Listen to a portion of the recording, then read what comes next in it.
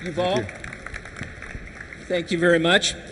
Yuval's company has had a great deal to do with the early application of customer service that will help cable operators to better deal with the traditional kinds of concerns that have arisen in the past relating to customers. And with that, I'm going to turn it over to Yuval. Yeah. Well, our company was founded to actually solve what we call the cable guy problem. Of course, everybody's experienced waiting at home for a cable appointment, not knowing when the technician's going to arrive. Our solution, it's a software solution that manages all the mobile workforce, the technicians, with a view towards predicting when an appointment will actually happen. So we have a web-based solution that basically measures everything that happens in the field and uses that to predict with a high degree of accuracy through statistical analytics when the appointment's actually going to happen and relay that information to customers. So really communicate that to customers using all the different channels of media that exist today, from text through obviously interactive voice response to Twitter, through the web. So really every possible means of communications, but it's really a complete solution for managing the cable workforce, the technician workforce, with a view towards the customer experience and making sure that customers don't have to be prisoners of their own homes like we all know that we've been in the past. And our solution can actually reduce the time that customers have to wait to 1 hour with 98% accuracy. So we can predict a 1 hour window for customers with 98% accuracy and communicate that to the customers. Can you talk to me a little bit about something the Carmel Group has followed for years and years and that we're particularly interested in, and that is trends.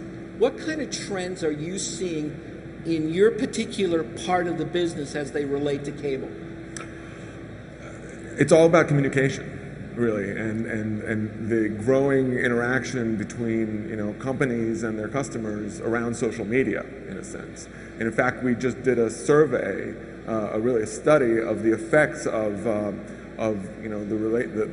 voice of the customer on Twitter in relation to their experience. And so we did a survey for about 2 months to look at what kind of power Twitter gives to customers' voice that they didn't actually have before, and we got some really interesting findings that I think reflect the trend towards customers using social media to say what they're thinking, both not just thinking about what they're doing or politics, but also their experiences as customers.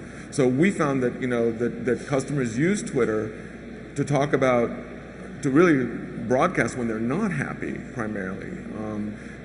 Not so much when they go to the company's web Twitter site, but when they actually use their own handle, they'll talk about the fact that they're not happy about some aspect of customer service. So really overall, we found that that if customers are tweeting about you, you should actually listen because they're probably not happy. And in fact, through a statistical sampling that we did of about 2,000 tweets regarding particularly the customer wait, the appointment wait window, we found that about 80% of the tweets were actually, in fact, about 82% of the tweets were voicing some dissatisfaction, somewhat negative or negative. And that really reflected the way that the people chose to use Twitter and really affect in a sense, the brand and the brand equity. So it's very interesting that Twitter is not just a way for people to say about what they're doing, but really to broadcast, obviously, out to the world, and the effect of that is quite significant. In fact, we see that there's a huge network effect of tweets, and in fact, 2,000 people that we measured impact about 1 million people. So they have about 1 million followers. So, wow. In the past, if you didn't have, if you waited for the cable guy, probably told your wife or your mother or your girlfriend or your friends or somebody at work that you were unhappy. But today, if you just look at the statistics, people, 2,000 tweets impact about 1 million people, and the network effect, the fanning effect of that is quite significant. So, companies have to actually listen to what customers are actually tweeting about in order to basically try and, direct their strategies for customer service and customer experience. And I think in the cable world, that's especially strong because there's a high frequency of interaction with customers. So when you look at some of the numbers that we're showing here, very significant numbers on the negative side when people are tweeting, but you can see the impact is quite it's quite tremendous. So one person can actually impact 50,000 people. So that's pretty amazing. So if one were to do, hypothetically, a Hollywood movie today called The Cable Guy, the outcome might be a little bit different than one was done maybe 10 years ago. Well, if you remember the Seinfeld episode where Kramer had this whole relationship with the cable guy, it was all around using a phone, and the guy was in the phone booth, and probably Kramer would be using Twitter and maybe having some kind of Twitter battle in public, and the effect of that obviously would be much more significant. The other side that we found, which I think is also very interesting, is that even in the realm of positive tweets, so when you look at the 82% that were negative, there were some positive tweets, but even there, it ranged between some level of cynicism or but the positivity was always tainted. It wasn't a straightforward positivity. It was actually a place to voice concern or voice people just sitting at home, and that's what they're doing.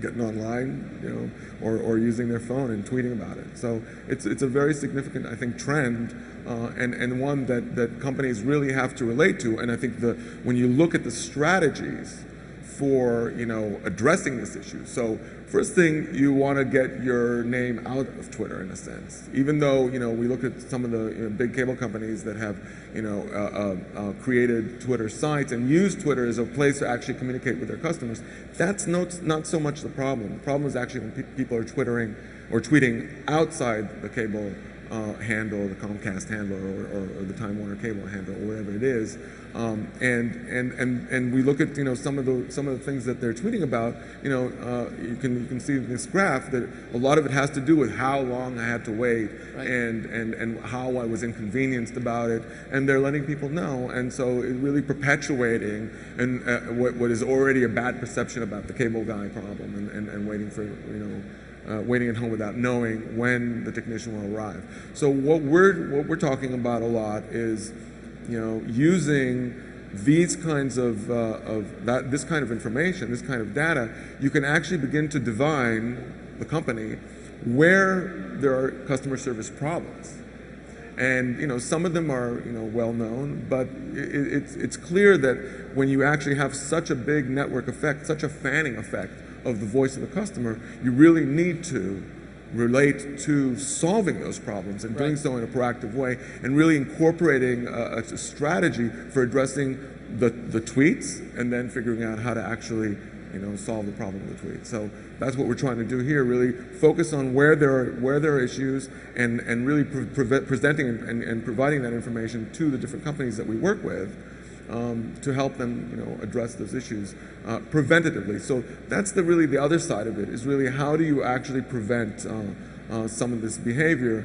And of course we talk a lot about the fact that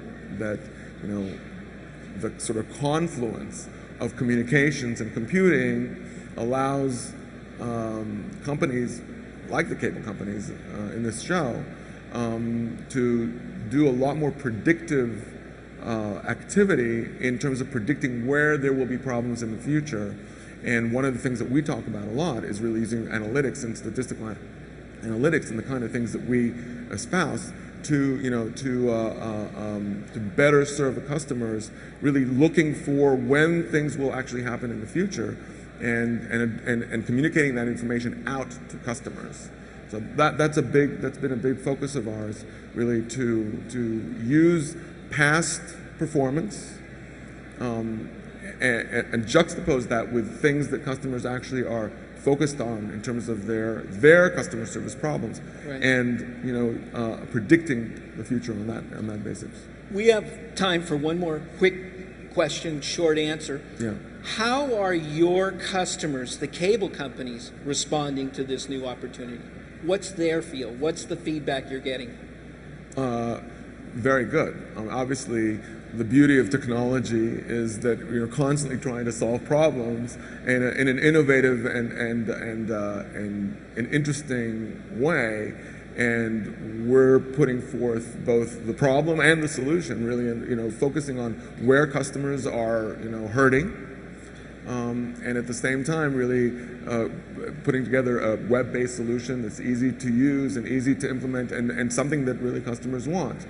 Ultimately, customers want to have the information, and when they have information, they tend to not go online and tweet about it, and that's really what everybody wants. I mean, obviously, the brand equity issue is significant.